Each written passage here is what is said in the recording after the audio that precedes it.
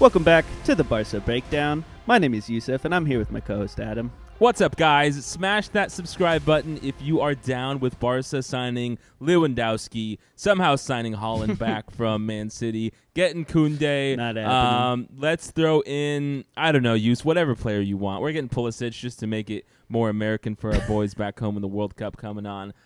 Who else might we get? Phil Foden's coming, Kevin De Bruyne. We're going to sign actually the entire Man City team, right? Yeah, okay, bud. I know we're about to talk about the money injection that we're getting here, but I don't know about that. It's Here's what you don't get. Okay, Gerard Romero after, and we're going to talk about right Barca activating the economic levers. Right, that's for some reason is the phrase of choice all around. And the Socios voted today to pass two big things. Right, 49% of the Barca licensing and merchandising sale, and then 25% of our TV rights sales. Gerard Romero is reporting that those close to Barcelona say that the transfer market this summer will be different, something that doesn't even happen in career mode use, okay? I don't want to hear you downplaying this and pretending like it's not a huge effing deal. Because we just did the PK video 3 days ago, and we talked at that time because we were in such a desperate state and not sure what the future held. Perhaps an indication we should have been a little bit more tempered with our depression on that video. But we were talking about how we're not going to get Kounde, we're not going to get Koulibaly, and we're going to be stuck with Eric Garcia, Lenglet, and Umtiti as our back three. But with this, these two levers being activated, it looks like we have about 600 to 700 million euros that are going to come in this summer, and it's going to totally revolutionize what we had expected from our ability to sign players this off season. And we had mentioned it about 2 or 3 weeks ago that like, hey, everyone, just calm down. The season just ended. Don't believe all these reports about how we're so broke. Right? The video was called "Our Barca Broke," your little clickbait title. And now we have some good stuff coming to you. So go ahead. Sorry, I had to do that. Of course, Adam. I mean, you're right. We just approved, all the Socios approved in the extraordinary General Assembly that Barca are going to go and do all those things to get us money. And I think what's really important here is the Barca board, Laporta, talking about the money that we're going to get here. We really need to become positive coming up into this next year because, we have the transfer window. Real Madrid just won another Champions League. Yeah. Like 6th of the last 10 years. So, this is super important for us right now. We've talked about this previously in a video and what were our options. And now we see Barca board is taking action and we're going to do it. But now the question stands is if we do all this, there's so many things that could happen. What our future is going to look like. And a lot of the Socios we're talking about, we need to not forget that what we're doing right now is for the future. It's not for just right now. So a lot of them were concerned with mismanagement of the money. If we do get this money, the 700 million euros to take us out of debt and be able to purchase players, how much money can we spend on new players, right? And I think that those are important questions, right? Because we don't want Barca to go back to the Bartomeu era where we just start frivolously throwing money everywhere and getting all these players that don't fit with our squad and it's just ridiculous, right? Like imagine if we got all this money and just and Coutinho again. Exactly.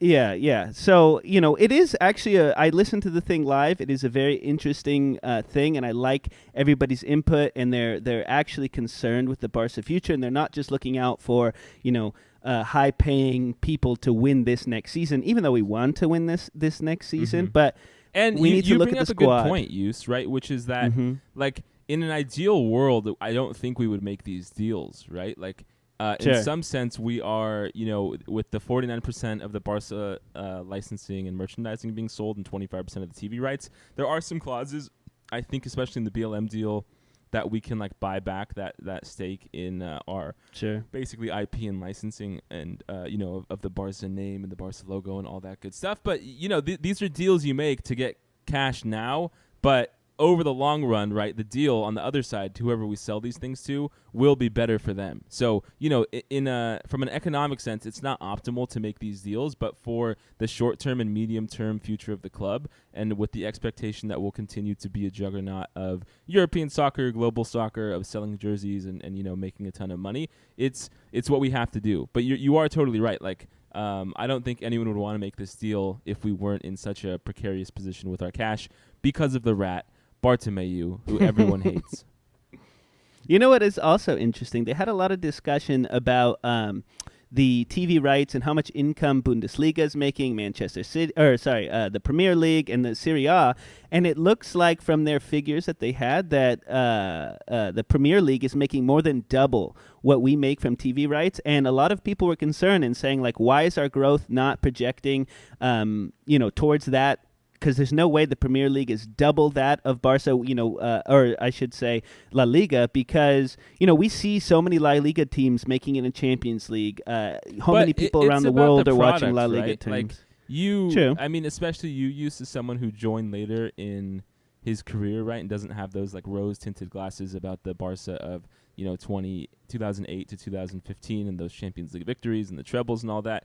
Like when you just come into it as a fresh fan, which a lot of Americans, right, who are a huge part of money in the global economy, and you're just a new fan in general anywhere around the world, you come into it, the Premier League as a TV product is much better. Right, and we can mostly speak from America. Like, we're stuck watching La Liga on ESPN with Alejandro Moreno, the worst commentator in history, right? And then you see, like, the Saturday morning coverage of a Man City-Liverpool game, and it just looks so much better. The quality of the pitches and how everything looks is a lot higher tier, right? And so I, like you and like a lot of the Barca fans listening to this, fight to the death the idea that the Premier League is some sort of superior league in terms of level of play. We also fight the idea that La Liga is a triumvirate of Atletico, Real, and Barca, because we know how good Valencia is, we know how good Villarreal did, right? They made the Champions League semifinal, they beat Bayern Munich, we know how good Real Betis, Sevilla, a whole host of teams in La Liga that we know are much better than people give them credit for. But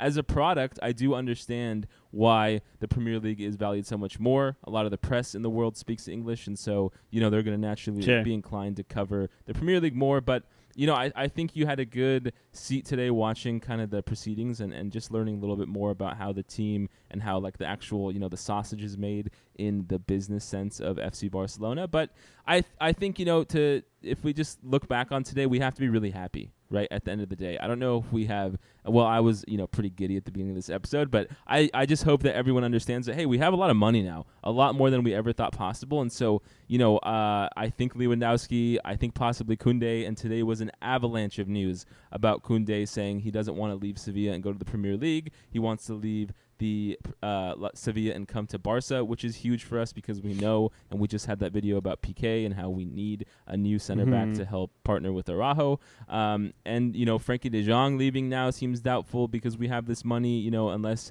Man U want to pay us at least 100 million euros. Their little, small bid of 60 million is not going to cut it here. Okay, guys? And so we have to be really happy, man. And I just hope everyone is and understands that, some of the lessons that we gave 3 weeks ago about being patient, understanding that, the press will do anything to get coverage of doom and gloom for Barca for the clicks. It's just something we have to keep being aware of.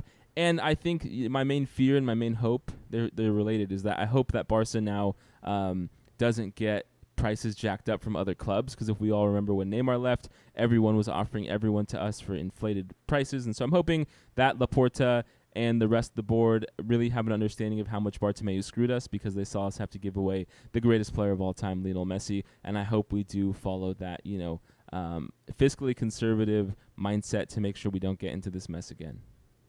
No, I agree. And I think while Laporta has not had my full trust during this whole last season, I think this is a step in the right direction. Like you said, I'm not too happy with the fact that we have to do this, but it is something that they made a plan and they're projecting to come back and be in the positive, and so we can actually move forward from this whole thing and forget about it and then just focus on the future and making the team better, making everyone happy again, because I know the fans, the socios, everybody else has been pretty upset with everything that's been going on.